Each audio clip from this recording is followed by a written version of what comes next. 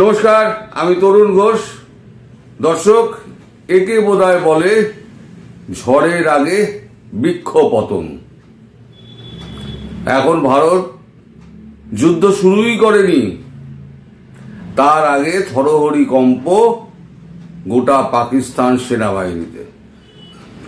এখন লেটেস্ট খবর যা পাওয়া যাচ্ছে, করাচি বন্দর থেকে সমস্ত জাহাজ, ডুবোজাহাজ সরিয়ে নেওয়া হয়েছে, সরিয়ে পাঠিয়ে দেওয়া হয়েছে গোয়ালার বন্দরে, কারণ ওখানে মিসাইলের আওতা থেকে বাইরে থাকতে পারে। দুই, যত ক্যান্টনমেন্ট ছিল জিএইচকিউ খালি করে দেওয়া হয়েছে, কারণ যদি বোমা মারা হয়, মিসাইল মারা হয়, তাহলে ভারতের রাগ হচ্ছে সেনাবাহিনীর ওপরে। আক্রমণটা তো মেনলি হবে সেনাবাহিনীর ওপরে, মানে পাকিস্তানি সেনা সেটা খুব ভালো করে জানে। তাই তারা সিভিলিয়ান এলাকার মধ্যে ঢুকে গেছে। এরা বরাবরই পাবলিককে সামনে রেখে লড়াইটা করে, এদের সামনাসামনি লড়াই করার সাহস নেই।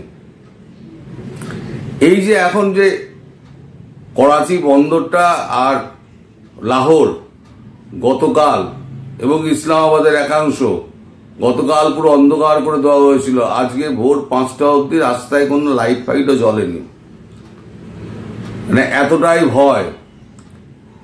আজকে শুনছি ওদের একটা স্ট্যান্ডিং অর্ডার জারি করা হয়েছে যে সন্ধ্যে 6টার পর থেকে সমস্ত এই 3টে শহরে লাইট অফ করে রাখা হবে, ইনক্লুডিং বিমানবন্দর।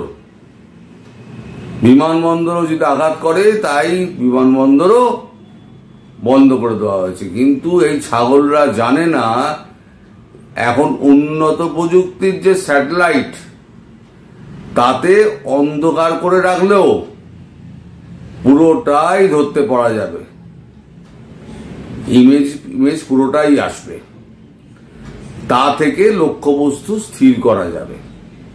রাত্রিবেলা যদি এখানে বসে সুইচ টেপে, ওখানে সে ঠিক জায়গা মতোই পড়বে। তবে জিএইচকিউ এবং ক্যান্টনমেন্টগুলো খালি করে দেওয়াতে বোঝা যাচ্ছে যে হাড়ে কাঁপুনি ধরেছে, আর যিনি সেনাধ্যক্ষ তার কোনো পাত্তা নেই। আমাদের বাংলাদেশ মিডিয়া কি বললো না বললো সেগুলো ছেড়ে দিন, ও তো গুজবের ওপর চলে। পাকিস্তানি মিডিয়া যেটা অপপ্রচার করছে, সেই অপপ্রচারটা ছোট ভাই এখানে করে যাচ্ছে, ছেড়ে দিন। আমি যা বলছি জানবেন 100% সত্যি কথা বলছি।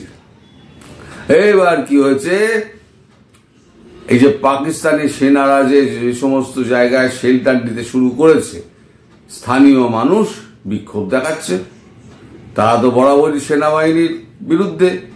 তারা বলছে, তোমাদের বাঁচাতে গিয়ে আমরা বলি হব, এটা হবে না। এই নিয়ে সেনাবাহিনীর সঙ্গে খণ্ডযুদ্ধ লেগে গেছে সাধারণ মানুষের। সাধারণ মানুষ বলছে আমরা ঢুকতে দেব না, সেনাবাহিনী বলছে আমরা ঢুকবো, আমরা রাস্তায় থাকবো, কারোর বাড়িতে ঢুকবো না। এবং 2-4টে বাড়ি নাকি এই সমস্ত বলেও 2-4টে বাড়ি নাকি দখল করে ফেলেছে, বড় বড় বাড়ি যেগুলো ফ্ল্যাটগুলো, সেগুলো দখল করে ফেলেছে। এখন ভারতীয় সেনাবাহিনী কোনোদিনই সিভিলিয়ান মারে না, সিভিলিয়ান দেখবে তো নমস্কার করে চলে যাবে। কিন্তু যে সমস্ত বাড়ি থেকে গুলি চলবে, সেই সমস্ত বাড়িগুলোকে টার্গেট করে গোলা দিয়ে উড়িয়ে দেওয়া হবে। এটা যখন আক্রমণ হবে সেই সময়তে। তার আগে যেগুলো মিসাইল ফিসাইল যেগুলো চলবে, সেগুলো তো চলবেই। বোম্বিং, ওপর থেকে বোম্বিং যেগুলো হবে, সেগুলো তো হবেই। আর একটা ব্যাপার যেটা কালকে আমি বলেছিলাম, সমস্ত F-16কে সরিয়ে নিয়ে যাওয়া হয়েছে বালুচিস্তান বর্ডারে। ওখানে একটা এয়ারফিল্ড আছে, ওখানে F-16 গুলোকে রাখা হয়েছে। তো F-16 গুলো লড়ার জন্য রাখা হয়েছে নাকি সাজিয়ে রাখার জন্য রাখা হয়েছে রে ভাই? লড়ার আগেই আত্মসমর্পণ।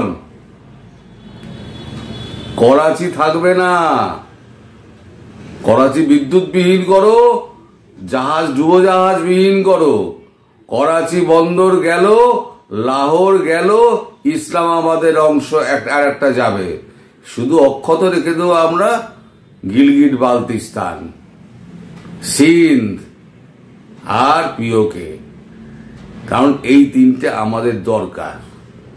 এই তিনটে আমরা যদি পেয়ে যাই, পিওকে ধরবো, ওখান দিয়ে গিলগিট বালতিস্তান, ডান দিকে আমাদের সিন্ধু, যেটা আমাদের সিন্ধু উপত্যকা পুরনো সভ্যতা, ওখান থেকে সোজা আফগানিস্তান হয়ে ইরান হয়ে আমরা চলে যাব টার্কি, টার্কি থেকে ইউরোপ, সরাসরি একটা পথ করে দেওয়া। একই সঙ্গে দুটো কাজ হয়ে যাবে, পাকিস্তানি সেনার মুন্ডু কাটা হয়ে যাবে এবং আমাদের যে অঞ্চলটা আমাদের দরকার ইউরোপের সঙ্গে সরাসরি যোগাযোগের, সেই অঞ্চলটাও আমরা ঘিরে নিতে পারবো। এখন সেই পদক্ষেপগুলোর জন্য একটুখানি দেরি করা হচ্ছে। আপনারা হয়তো ভাবছেন যুদ্ধ শুরু হচ্ছে না কেন। এই প্রসঙ্গে বলে রাখি, কালকে একটা সময় মতো দেখে আমি আপনাদের বলবো একটা যুদ্ধে খরচা কত।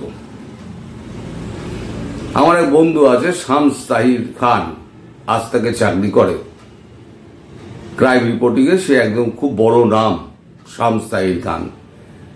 তার সঙ্গে কয়েকদিন আগে আমার কথাবার্তা হচ্ছিল যে যুদ্ধে কত খরচা পড়ে। ও একটা হিসেবপত্র বার করেছে, অনেক খেটে খুঁটে একটা হিসেবপত্র বার করে সেটা আমাকে বলেছে।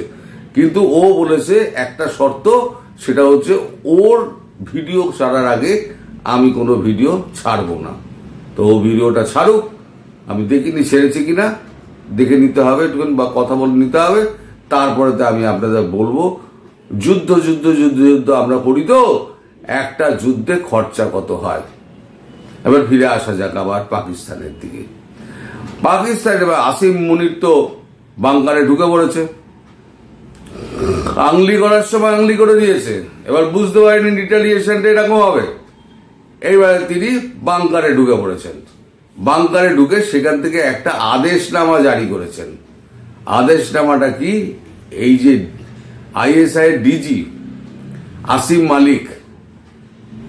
মালিককে এরা করেছে হচ্ছে মানে কি বলে এনএসএ, ন্যাশনাল সিকিউরিটি অ্যাডভাইজার।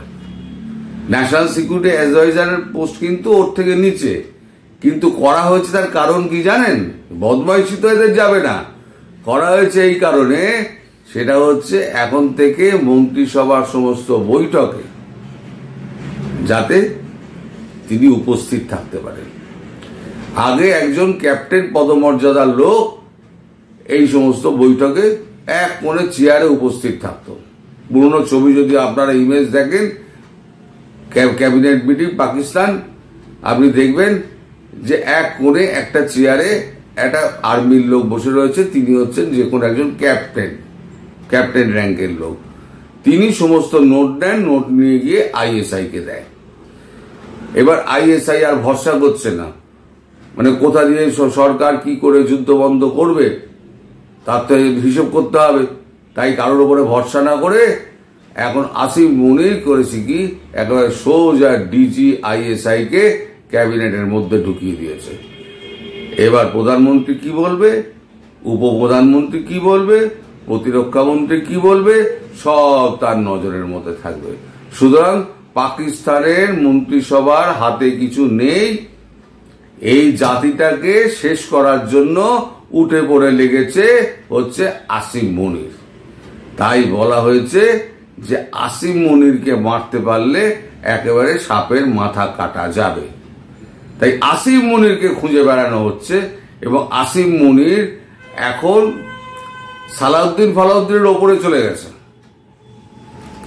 যত আমাদের সন্ত্রাসী রয়েছে না, তাদের সব সন্ত্রাসবাদের মাথা তো হচ্ছে ওইটা। সুতরাং ওই মাথাটাকে খুঁজে বেড়ানো হচ্ছে, যেখানে আছে সেখান থেকে একটু খুঁজে বের করে টাক টাক টাক টাক করে ভারত মেরে দেবে। পাকিস্তান অর্ধেক যাবে, আর মারা দরকার হচ্ছে পাঞ্জাবকে মারো। এই পাঞ্জাবি যত আছে না সব ওই আর্মির বদমাইশ, আর কোথাকার লোক নেই কিন্তু। পাঞ্জাবিরাই কিন্তু আর্মিটা কন্ট্রোল করছে। এই পাঞ্জাবি যত আছে না, এই পাঞ্জাবিদের সব শেষ করে দাও। শেষ করে দিলে পাকিস্তান ঠান্ডা হয়ে যাবে। মাঝে মাঝে যুদ্ধের আপডেট হবে এবং মাঝে মাঝে এসে আমি আপনাদের আপডেট দিয়ে যাব। আজ এইখানে শেষ করছি। সবাই ভালো থাকবেন, সুস্থ থাকবেন, সাবধানে থাকবেন। নমস্কার।